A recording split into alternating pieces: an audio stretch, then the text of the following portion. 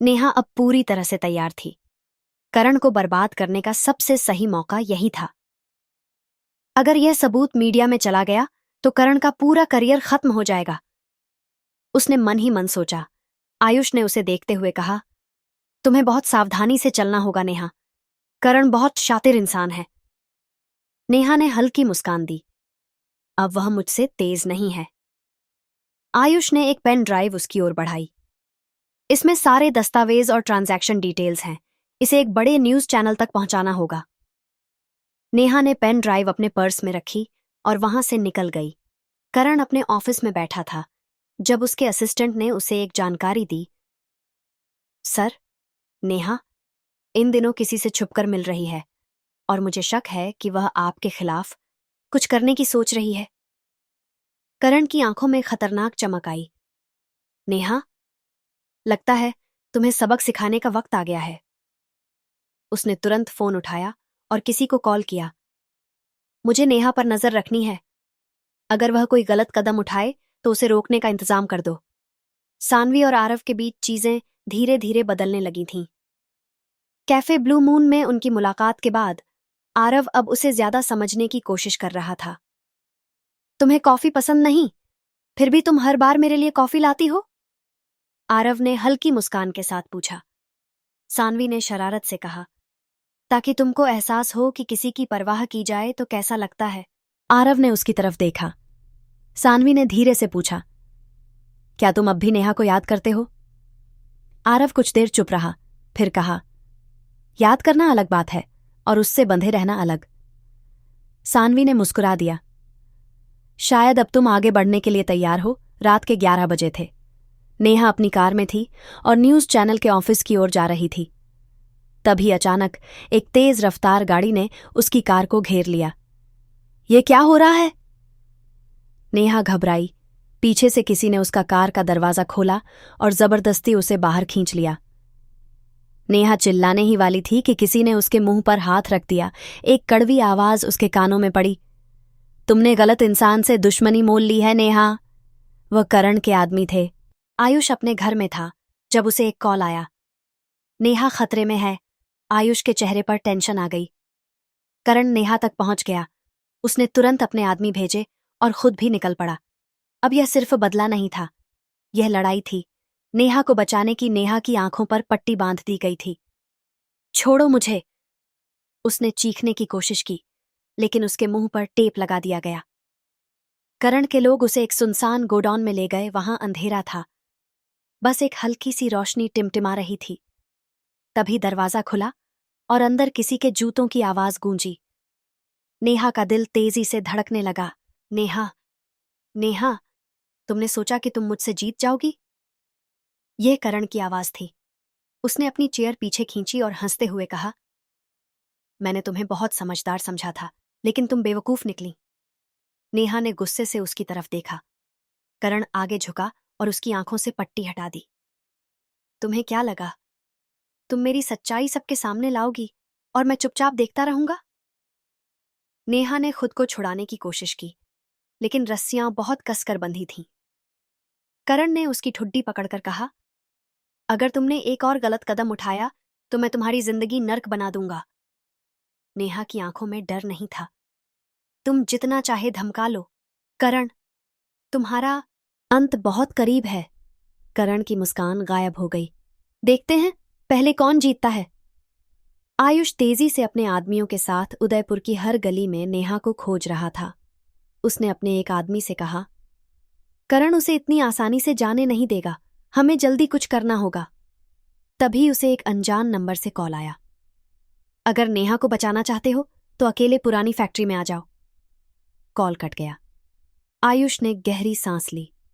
ये करण का जाल भी हो सकता है, लेकिन फिर भी उसे जाना ही था। आरव अब अपने दिल के जज्बातों को नहीं रोक सकता था। उसे अब समझ आ गया था कि सानवी उसके लिए सिर्फ एक दोस्त नहीं थी। मैं कब तक अतीत में जीता रहूंगा, उसने खुद से सवाल किया। तभी सानवी का फोन आया। आरव, तुम मुझसे मिल सकते हो? आरव बिना सोचे कह उठा, हाँ बिल्कुल। सानवी खुश हो गई। अब शायद आरव अपने अतीत को छोड़कर एक नई शुरुआत करने को तैयार था। नेहा ने अपने हाथों की रस्सियां धीरे धीरे खोलने की कोशिश की। उसने देखा कि गोडाउन में करण के सिर्फ 2 आदमी थे। अगर मैं ध्यान भटका सकूं तो मैं बच सकती हूं। नेहा ने अपने सिर को जोर से दीवार से टकराया और दर्द से चिल्लाई। एक आदमी तुरंत उसकी ओर बढ़ा। क्या हुआ? जैसे ही वह करीब आया, नेहा ने अपनी पूरी ताकत से उसे लात मारी। वह आदमी लड़खड़ा गया और उसकी बंदूक नीचे गिर गई। नेहा ने बंदूक उठा ली और दूसरे आदमी की तरफ घुमा दी। अगर किसी ने आगे बढ़ने की कोशिश की तो मैं गोली चला दूंगी। करण को अब समझ आ गया था कि उसने नेहा को कम आंका था। तभी गोडाउन का दरवाजा जोर से खुला। आयुष और उसके लोग अंदर घुसे। करण गुस्से से चीखा, तुम यहां कैसे पहुंचे? आयुष ने हंसकर कहा, तुम्हारी तरह मैं भी चालाक हूं, करण। करण ने बंदूक निकाल ली, लेकिन इससे पहले कि वह कुछ करता, नेहा ने उसे धक्का दे दिया। आयुष के आदमियों ने करण को घेर लिया। अब करण फंस चुका था। गोडाउन के अंदर अब तनाव अपने चरम पर था। करण चारों तरफ से घिर चुका था। आयुष ने अपनी बंदूक उसकी तरफ तानते हुए कहा, अब तेरा खेल खत्म, करण। करण ने अपनी बंदूक धीरे धीरे नीचे रख दी, लेकिन उसकी आंखों में अब भी वह शातिर चमक थी। तुम लोग सोचते हो कि मैं हार गया? वह हंस पड़ा। तभी बाहर से एक कार की हेडलाइट्स गोडाउन में चमकी। करण मुस्कुराया। मुझे हराने के लिए अभी बहुत कुछ करना बाकी है। अगले ही पल उसके आदमी अंदर घुसे और दोनों तरफ से गोलियां चलने लगीं। आयुष और उसके लोगों ने जवाबी फायरिंग शुरू कर दी, लेकिन करण इस अफरा तफरी में निकलने की फिराक में था। नेहा ने तुरंत करण की ओर दौड़ लगाई और पीछे से उस पर झपट पड़ी। आज तुझे छोड़ूंगी नहीं। उसने पूरी ताकत से करण को नीचे गिरा दिया। करण ने पलटकर उसे धक्का देने की कोशिश की, लेकिन नेहा अब पहले वाली लड़की नहीं थी। उसने करण के मुंह पर एक जोरदार मुक्का मारा। करण के आदमी अब धीरे धीरे हार रहे थे। आयुष ने देखा कि करण का एक आदमी खिड़की से भागने की कोशिश कर रहा था। उसे जाने मत दो, उसने चिल्लाया, लेकिन तब तक देर हो चुकी थी। गोलियों की आवाज पूरे इलाके में गूंज चुकी थी। कुछ ही मिनटों में पुलिस की गाड़ियां वहां पहुंच गईं। करण के बचे खुचे आदमी पुलिस की गाड़ियां देखते ही भागने लगे। करण खन्ना, तुम गिरफ्तार हो, इंस्पेक्टर ने अंदर आते ही आदेश दिया। करण ने कुछ कहने की कोशिश की, लेकिन अब उसके पास कोई रास्ता नहीं बचा था। नेहा ने राहत की सांस ली। आखिरकार तेरा पर्दाफाश हो ही गया, उसने कहा। पुलिस ने करण को हथकड़ियां पहनाई और अपनी गाड़ी में डाल दिया। आयुष ने मुस्कुराकर नेहा की तरफ देखा। अभी असली खेल बाकी है। करण जेल चला जाएगा, लेकिन उसकी काली सच्चाई सबके सामने आनी चाहिए। नेहा ने पेन ड्राइव निकाली और कहा, अब वक्त आ गया है कि दुनिया जाने करण असल में क्या है इधर। आरव और सानवी अपनी नई शुरुआत की ओर बढ़ रहे थे। सानवी ने आरव से पूछा, क्या तुमने कभी सोचा था कि तुम्हारी लाइफ फिर से इतनी खूबसूरत हो सकती है? आरव ने उसकी आंखों में देखा और हल्का सा मुस्कुरा दिया। नहीं, लेकिन शायद तुमने कर दी। सानवी के गाल हल्के गुलाबी हो गए। तो अब तुम्हें कोई डर नहीं? आरव ने उसकी उंगलियां अपने हाथों में थाम ली। डर तो अब भी है, लेकिन तुम्हारे साथ मैं हर डर का सामना करने को तैयार हूं। सानवी ने धीरे से अपना सिर आरव के कंधे पर रख दिया। शायद यह उनकी इनकम्प्लीट बुक ऑफ लव का सबसे खूबसूरत चैप्टर था, लेकिन कहानी अभी खत्म नहीं हुई थी। करण को पुलिस ने अपनी गाड़ी में डाला और थाने की ओर ले जाने लगे, लेकिन रास्ते में करण के होंठों पर एक शातिर मुस्कान थी। नेहा, तुम जीत गईं, लेकिन खेल अभी बाकी है। पुलिस की गाड़ी आगे बढ़ रही थी, लेकिन कोई नहीं जानता था कि करण के दिमाग में अभी भी कोई नया प्लान था। करण पुलिस वैन में बैठा था, लेकिन उसके चेहरे पर डर या पछतावा नहीं था। उसने अपनी कलाई पर बंधी घड़ी को दबाया और अचानक एक वॉइस नोट एक्टिवेट हो गया। ड्राइवर, प्लान एक्टिवेट करो। पुलिस वैन अभी हाईवे पर थी जब ड्राइवर ने अचानक गाड़ी की स्पीड बढ़ा दी। क्या कर रहे हो? इंस्पेक्टर चिल्लाया, लेकिन ड्राइवर ने कुछ नहीं कहा। पलक झपकते ही गाड़ी एक सुनसान रास्ते पर मुड़ गई। अगले ही पल एक ब्लैक एसयूवी सामने आ गई और पुलिस वैन के रास्ते में खड़ी हो गई। धड़ाम! वैन का बैलेंस बिगड़ गया और वह सड़क के किनारे जाकर रुकी। आसपास धूल का गुब्बार छा गया। जब तक पुलिस वाले कुछ समझ पाते, नकाबपोश लोग सामने आए और उन्होंने गोलियां चलानी शुरू कर दी। करण को बाहर निकालो। उधर नेहा और आयुष अब करण के केस को और मजबूत बनाने के लिए प्रेस कॉन्फ्रेंस की तैयारी कर रहे थे। नेहा ने कहा, अगर हम सही सबूत और डॉक्यूमेंट्स मीडिया को दे दें तो करण की बचने की कोई गुंजाइश नहीं होगी। आयुष ने सहमति में सिर हिलाया। मैंने दिल्ली के एक बड़े चैनल से बात कर ली है। कल सुबह की न्यूज में करण के सारे क्राइम्स ब्रेकिंग न्यूज बनेंगे। नेहा मुस्कुराई। फाइनली उसे उसकी सजा मिलेगी। लेकिन तभी आयुष का फोन बजा। स्क्रीन पर पुलिस इंस्पेक्टर का नाम चमक रहा था। हेलो? उधर से आवाज आई। करण भाग चुका है। आयुष और नेहा एक दूसरे की तरफ अविश्वास भरी नजरों से देखने लगते हैं। इस सब के बीच आरव ने एक बड़ा फैसला लिया। वह अब अपने दिल की बात सानवी से कहने के लिए तैयार था। उसने एक खूबसूरत डिनर डेट प्लान की। सानवी, आज रात 8 बजे मिल सकते हो? सानवी ने मुस्कुराते हुए कहा। हाँ, लेकिन कोई खास बात? आरव ने हल्के से हंसते हुए कहा। बस, आज एक नई शुरुआत करनी है। सानवी को समझ नहीं आया कि आरव का इशारा किस ओर है, लेकिन वह उत्साहित थी। करण अब आजाद था। उसने अपनी शर्ट से खून साफ किया और अपने लोगों की तरफ देखा। अब वक्त है कि मैं नेहा और आयुष को उनकी गलती का एहसास करवाऊं। उसने अपने सबसे खास आदमी को फोन मिलाया। नेहा को किडनैप करने का इंतजाम करो। रात के करीब 10 बजे थे। नेहा अपने घर के बाहर खड़ी थी। तभी एक काले रंग की गाड़ी उसके पास आकर रुकी। अगले ही पल 2 आदमी बाहर निकले और जबरदस्ती उसे गाड़ी में धकेल लिया। नेहा ने चीखने की कोशिश की, लेकिन किसी ने उसके मुंह पर कपड़ा रख दिया।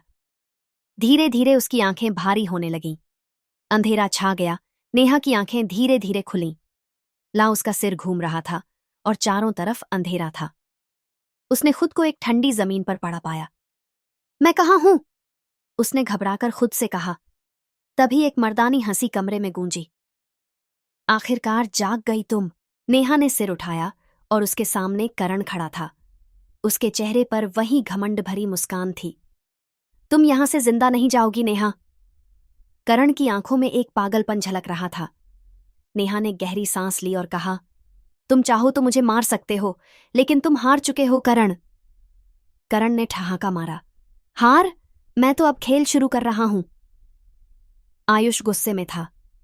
उसने तुरंत पुलिस से संपर्क किया, लेकिन उन्हें करण का कोई सुराग नहीं मिला। उसने अपने एक पुराने दोस्त अर्जुन को फोन किया।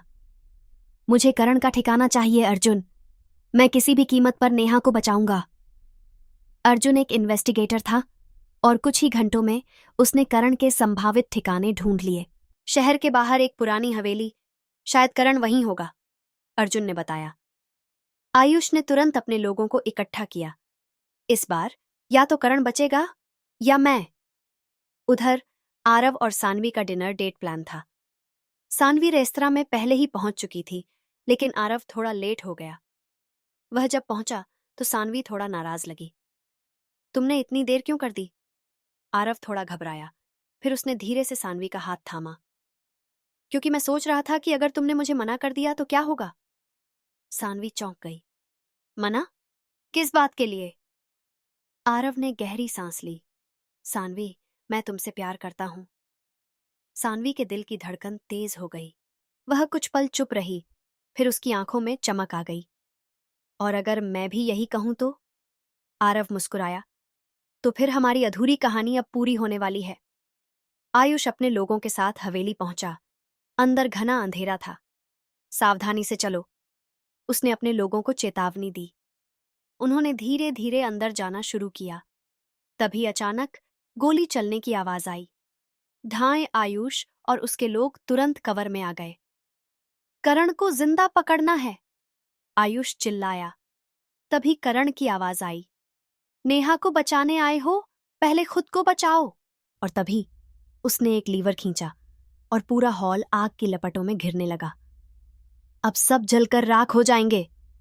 करण पागलों की तरह हंसा। नेहा ने जैसे तैसे रस्सियां खोल ली थीं। आग की लपटें बढ़ती जा रही थीं। उसने देखा कि आयुष करण से भिड़ रहा था। करण ने एक लोहे की रॉड उठाई और आयुष पर हमला करने की कोशिश की, लेकिन आयुष ने एक झटके में उसे पकड़ लिया और जमीन पर गिरा दिया। अब तेरा खेल खत्म, करण। करण ने आखिरी बार भागने की कोशिश की, लेकिन नेहा ने उसे जोर से धक्का दिया। वह सीधे जलती हुई लकड़ियों के बीच जा गिरा। आग, बचाओ! आग की लपटें करण को घेरने लगीं। नेहा और आयुष वहां से बाहर निकल आए। पुलिस भी मौके पर पहुंच गई और बाकी गुंडों को पकड़ लिया। करण अब अपनी ही चाल में फंस चुका था। क्या यह अंत था? आग बुझा दी गई, लेकिन करण का कोई सुराग नहीं मिला। पुलिस को शक था कि वह जलकर मर चुका था, लेकिन आयुष की आंखों में चिंता थी। अगर वह जिंदा हुआ तो? नेहा ने आयुष का हाथ थामकर कहा। अगर वह लौटा तो हम फिर लड़ेंगे। सानवी ने आरव को गले लगा लिया। अब मैं तुम्हें कभी खोना नहीं चाहती, आरव ने हल्की हंसी के साथ कहा। और मैं कभी तुम्हें छोड़ना नहीं चाहता। उन दोनों ने अपनी अधूरी प्रेम कहानी को एक नया नाम दिया, इनकम्प्लीट बुक ऑफ लव। अब शायद कंप्लीट हो रही थी। क्या होगा आगे? क्या करण सच में मर चुका है या वह फिर लौटेगा? क्या नेहा और आयुष अब चैन की जिंदगी जी पाएंगे? क्या आरव और सानवी का रिश्ता और गहरा होगा?